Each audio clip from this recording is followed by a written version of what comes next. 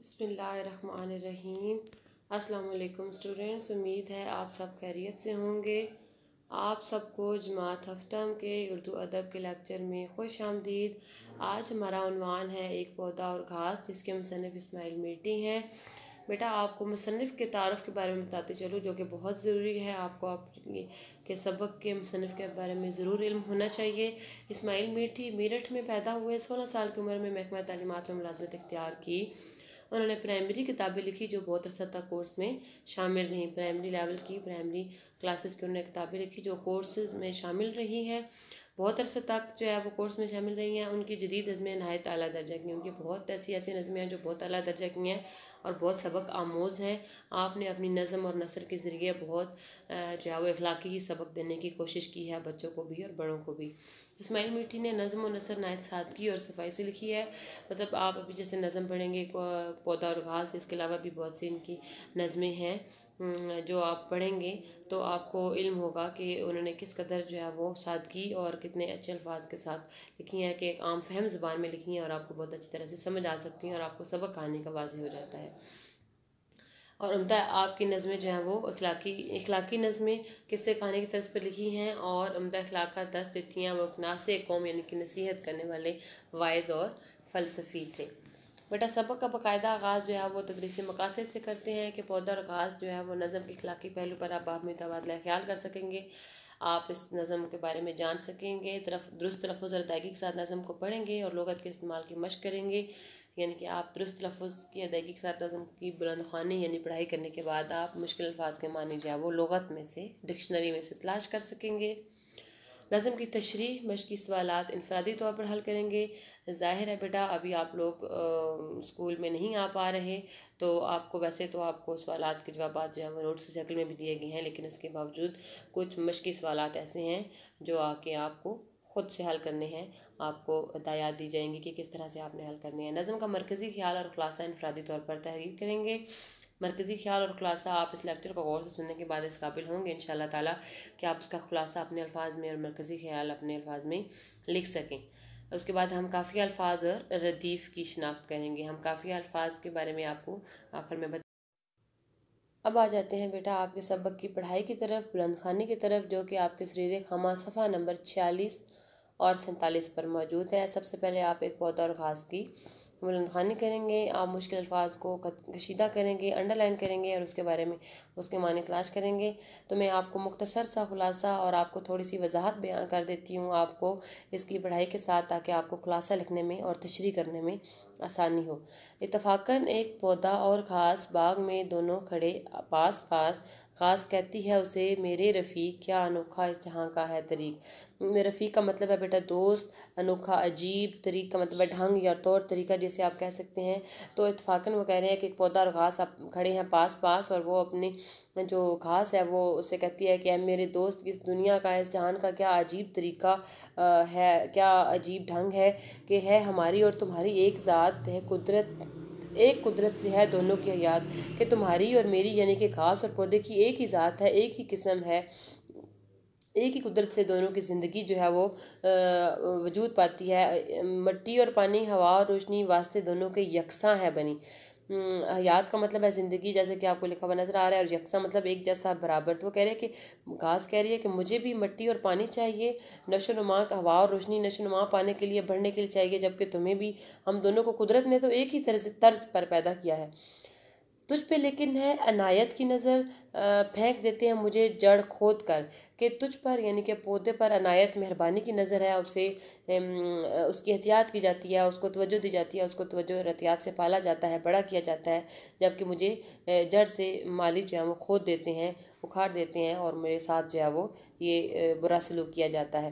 سر اٹھانے کی مجھے فرصت نہیں اور ہوا کھانے کی بھی رخصت نہیں۔ وہ گھاس کہتی ہے کہ مجھے سر اٹھانے یعنی کہ مجھے زمین سے نکلتے ہی میرے ساتھ کیا سلوک کیا جاتا ہے، مجھے اتنی بھی فرصت نہیں دی جاتی کہ میں سر اٹھا لوں یا تھوڑا سا قد نکال لوں، اور ہوا کھانے کی بھی ظاہر ہے کہ میں تھوڑا سا قد نکالوں گی، گھاس کہہ رہی ہے یہ کہ، اور میں تھوڑا سا بڑی ہوں گی تو میں ہوا بھی کھا سکوں گی۔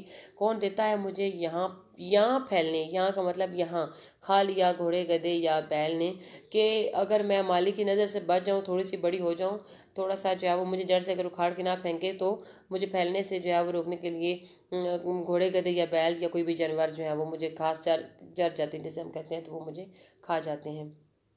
تجھ پہ منہ ڈالے جو کوئی جانور، یعنی کہ منہ ڈالے کھانے کی کوشش کرے، اس کی لی جاتی ہے ڈنڈے سے خبر، اس کو ڈنڈے سے روک لی جاتا ہے، جلدی جلدی اس کو روک لیا جاتا ہے کہ اسے پودے کو نہیں کھانے دیا جاتا۔ اولے پالے سے بچاتے ہیں تجھے، کیا ہی عزت سے بڑھاتے ہیں تجھے، یعنی ژالہ باری سردی وغیرہ سے تجھے بچاتے ہیں کہ وقت پر پانی دیتے ہیں، اور کتنی عزت کے ساتھ تجھے جو ہے وہ بڑھاتے ہیں، تیری نشو نما کرتے ہیں۔ چاہتے ہیں تجھ کو سب کرتے ہیں پیار، کچھ پتہ اس کا بتا دے اے دوست دار، کہ اے پودے، گھاس اب اس کو کہہ رہی ہے کہ اے پودے تو مجھے بتا دے کہ سب تجھ سے اتنا پیار کیوں کرتے ہیں، سب اتنی عزت سے تمہارا بڑھاوا کیوں کرتے ہیں، تمہاری نشو نما کیوں کرتے ہیں، مجھے بھی کچھ اس کا جو ہے وہ پتہ بتا دو۔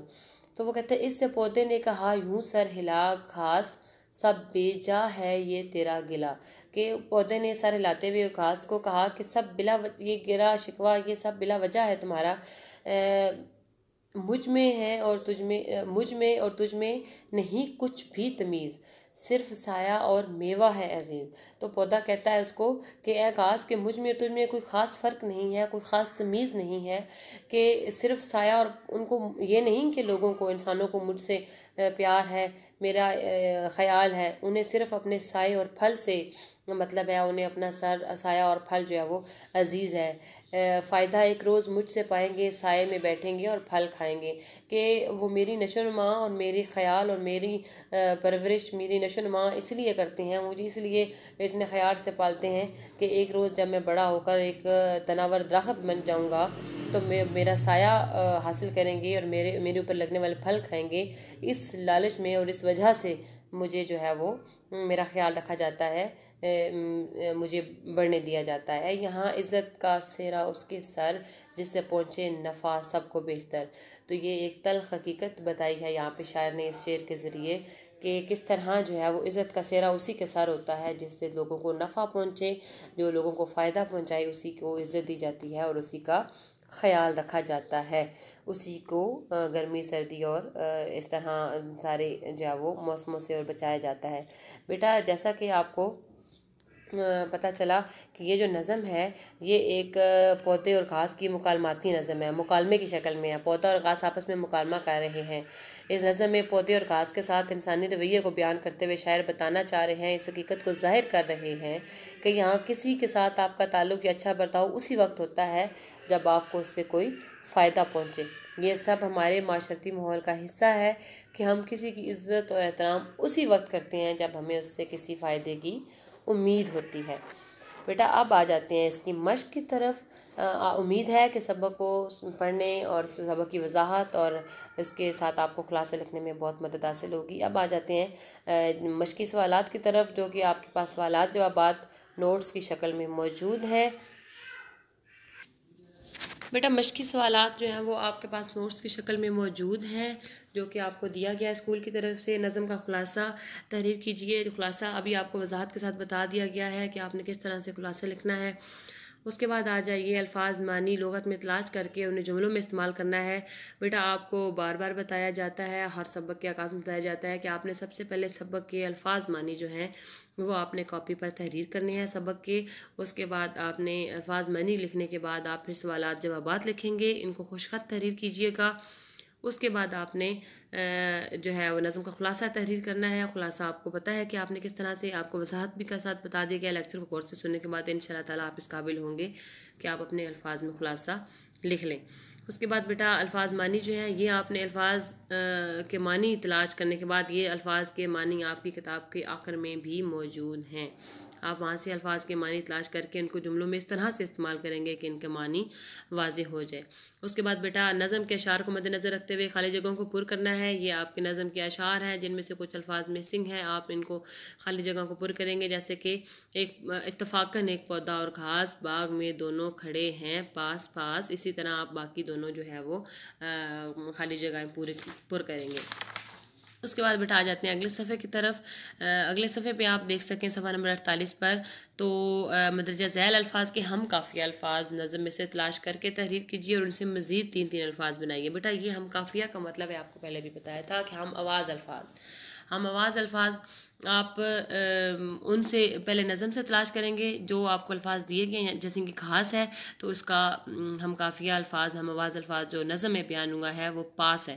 اس کے بعد باقی آپ جیسے راس، باس، یہ آپ اس طرح سے آپ اس کے ہم آواز الفاظ لکھیں گے 3۔ اس طرح رفیق ہے، طریق ہے، صدیق ہے، اس طرح آپ ان کے ہم آواز الفاظ لکھیں گے۔ اسی طرح بیٹا آپ کا ذات، حیات، بات، بچاتے، بڑھاتے، لاتے، جاتے وغیرہ، پائیں، کھائیں، جائیں، لائیں، آپ نے ہم آواز الفاظ لکھنے ہیں۔ ہم قافیہ کا مطلب ہوتا ہے ہم آواز الفاظ۔ اس کے بعد پیار دار، تو یہ آپ کے جو نظم میں موجود ہیں ہم قافیہ الفاظ، یہ وہ ہیں جو آپ کے سامنے لکھے ہوئے ہیں اور ان سے آپ نے مزید 3 ہم آواز الفاظ بنانے ہیں۔ اس کے بعد بیٹا آپ کا اگلا سوال ہے، سوال نمبر 6، املا کی غلطیاں ہیں، انہیں درست کر کے ان کے جملے تحریر کرنے ہیں۔ یہ کام آپ نے کتاب کے اوپر ہی تحریر کرنا ہے۔ یہ جو صرف الفاظ معنی، سوالات جوابات، خلاصہ اور الفاظ جملے، یہ آپ کاپی کے اوپر تحریر کریں گے، باقی تمام کام آپ کتاب کے اوپر ہی تحریر کریں گے۔ گھاس کہتی ہے اسے میرے رفیق، اب جیسے کہ آپ اسکرین پہ دیکھ سکتے ہیں اسے رفیق، اسی طرح آپ نے ان کو الفاظ کو املا کی غلطیوں کو درست کرنا ہے، انڈر لائن کر دیے گئے ہیں اور یہ تمام الفاظ آپ کی نظم میں موجود ہے۔ وہاں سے دیکھنے کے بعد پہلے دونوں آپ کے لیے حل کر دیے گئے ہیں، باقی آپ خود حل کریں گے۔ بیٹا اب آ جاتے ہیں آخری سوال کی طرف، جو کہ ہے الفاظ کے متضاد جو ہیں وہ نظم میں سے آپ تلاش کر کے لکھیں گے۔